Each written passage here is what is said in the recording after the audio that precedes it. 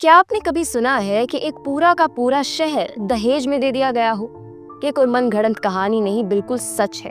1661 में पुर्तगाल ने इंग्लैंड को बॉम्बे यानी आज का मुंबई दहेज में दिया था। लेकिन जरा ठहरिए, ये सुनकर क्या आपके दिमाग में ये सवाल नहीं उठता कि अगर 350 साल पहले एक देश दूसरे देश को दहेज दे रहा था, तो फिर ये दहेज प्रथा भारत की सदियों पुरानी हिंदू परंपरा कैसे हो गई? सूडो फेमिनिस्ट और तथाकथित इतिहासकार तो हमें यही बताते आए हैं कि भारत यानी हिंदू समाज पेट्रियार्कल, ब्राह्मणवादी और महिलाओं को दबाने वाला रहा है, जिसका एक उदाहरण दहेज प्रथा को बताया जाता है। मगर ये इतिहासकार ये क्यों नहीं बताते कि दहेज कभी हिंदू परंपरा का हिस्सा था ही नहीं।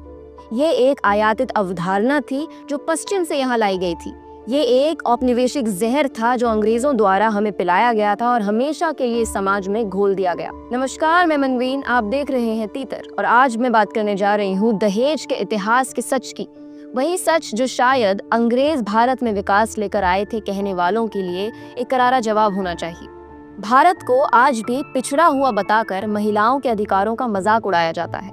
कहा जाता है कि यहाँ औरत दहेज और अंधविश्वास की बलि चढ़ती है।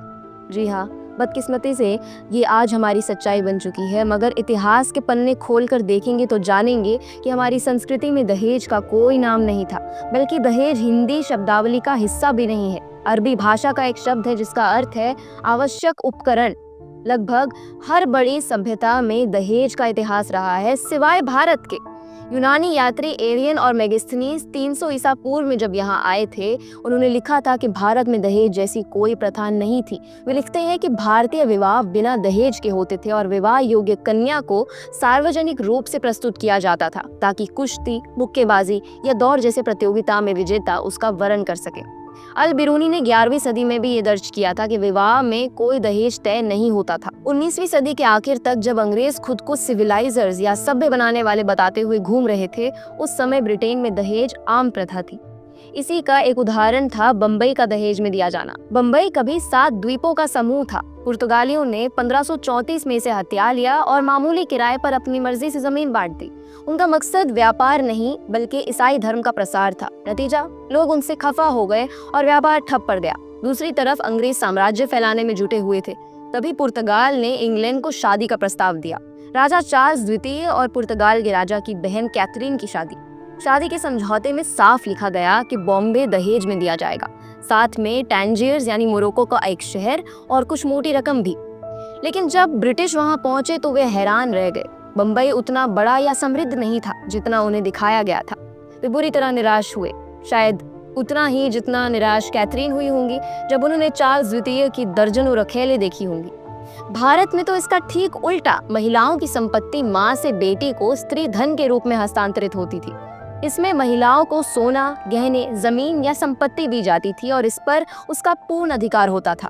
प्राचीन हिंदू कानून में निहित ये अवधारणा महिलाओं को उनकी संपत्ति पर एकमात्र स्वामित्व प्रदान करती है, जिससे वे अपनी इच्छानुसार इसका प्रबंधन, निपटान या वसीयत कर सकती है।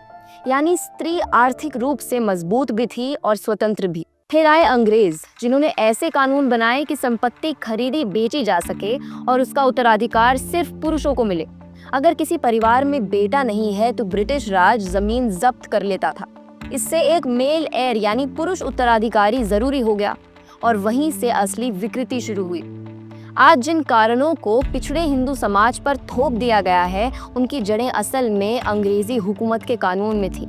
हालांकि इस्लामिक कानून में मेहर का कॉन्सेप्ट जरूर मिलता है, जिसमें निकाह के वक्त पति को पत्नी को एक तय रकम देनी होती है। बिना मेहर के निकाह ही नहीं होता।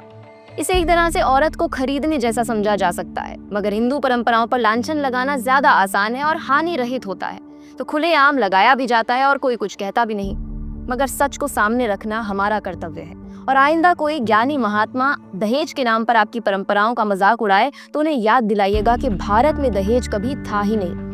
जिन्होंने नालंदा जलाया, गुरुकुल प्रणाली को नष्ट किया, हमें स्किल्स और वैल्यूज से काट कर रोट लर्निंग वाली वेस्टर्न एजुकेशन थोप दी, उन्हीं अंग्रेजों ने हमें दहेज जैसी समस्या भी दी है। और आज तक हम उसी कॉलोनियल जहर को काटने में जुटे हुए हैं। जाते जाते बस एक सवाल करती जा रही हूँ, कब तक वोक बनने की आड़ में अपनी ही संस्कृति को दोष देंगे हम? क्या समय नहीं आ गया है कि हम अपनी जीवन शैली को, भाषा को, रीति रिवाज, परंपराओं और संस्कृति को पुनर्जीवित करें, उस पर से ये पश्चिमी दीमक हमेशा के लिए साफ करके शुद्ध करें? विचार कीजिए, कमेंट्स में अपनी राय ज़रूर रखिए और देखते रहिए तीतर।